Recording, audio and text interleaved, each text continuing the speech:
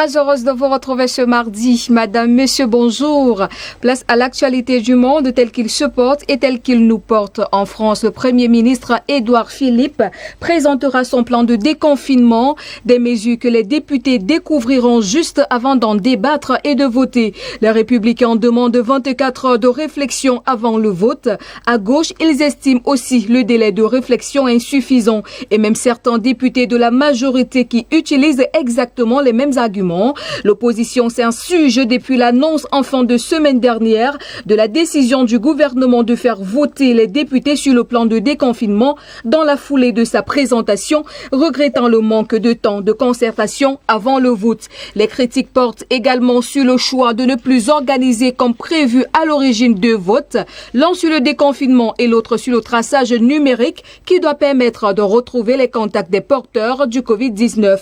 Le gouvernement veut accélérer les choses pour être prêt le 11 mai prochain et entend s'appuyer d'abord sur les élus locaux pour adapter son plan sur le territoire.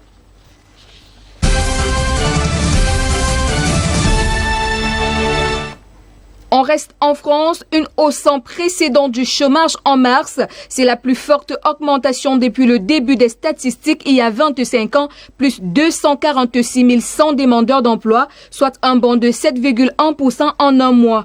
On compte désormais 3 732 500 chômeurs. L'amélioration des derniers trimestres est effacée. On retrouve le niveau de 2017. L'aggravation du chômage concerne toutes les tranches d'âge.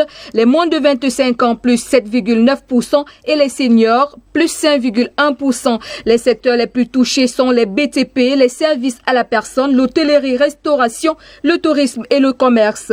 Face au chômage qui explose, les allocations des personnes en fin de droit seront prolongées au mois de mai. Et le ministre du Travail l'affirme, pas de précision pour le moment. Le chômage pourrait remonter à 10% de la population active contre 8,1% aujourd'hui.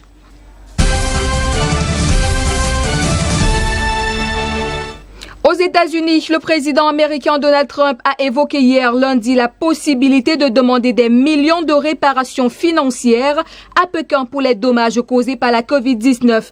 Alors que le Washington Post révèle que Donald Trump a été mis en garde dès janvier sur la dangerosité du virus et qu'il l'a ignoré, le chef de la Maison-Blanche a par ailleurs rejeté toute responsabilité dans la hausse du nombre de personnes ingérant des produits désinfectants contre la COVID-19. Le bon conseil de la semaine dernière dit avec beaucoup trop de sérieux par Trump, qui dit-il c'était seulement voulu sarcastique. Plus tôt, la Maison-Blanche a publié de nouvelles directives sur la réouverture des entreprises. Le flou est encore de mise concernant les écoles. Quant au test de dépistage du coronavirus, l'objectif serait que chaque État américain puisse au moins tester 2,6% de la population chaque mois. Mais seuls 19 États sur 50 seraient en mesure de le faire.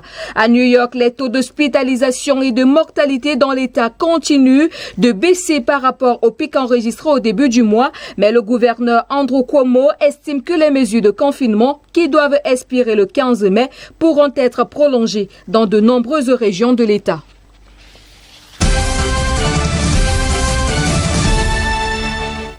La diplomatie européenne est sous les feux des critiques. Le service européen d'action extérieure est accusé d'avoir édulcoré sous pression de la Chine un rapport sur la désinformation liée au coronavirus. Le New York Times affirme que la publication du test a été ajournée et que le passage concernant Pékin a été modifié. La Commission européenne répond qu'il s'agit d'un malentendu de procédure. Le test souligne qu'il existe des preuves d'une action coordonnée des sources officielles chinoises afin de détourner toute faute concernant l'épidémie. Le New York Times affirme également que des phrases ont été supprimées et le ton a durci.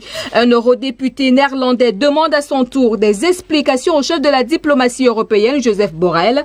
Le ministre chinois des Affaires étrangères rejette les accusations de désinformation et déclare son pays victime de cette propagande et non pas responsable.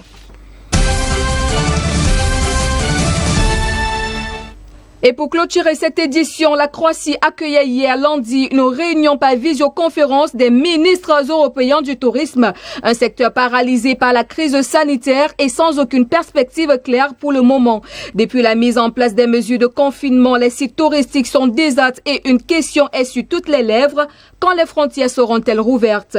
Pour le chef de la diplomatie allemande, il n'y a aucune indication à ce stade d'une reprise à brève échéance du tourisme international. Les touristes allemands pourraient ainsi être contraints de faire une croix sur les plages espagnoles cet été. Pour les ministres du tourisme, il faut une levée coordonnée des restrictions sur le voyage afin d'éviter de nouvelles vagues de contamination. Ainsi va la vie, ainsi va le monde de ce mardi. Madame, Monsieur, merci de votre aimable attention sur les antennes de DBS Télévision. Nos programmes se poursuivent. Surtout, n'oubliez pas des mesures barrières. À très bientôt.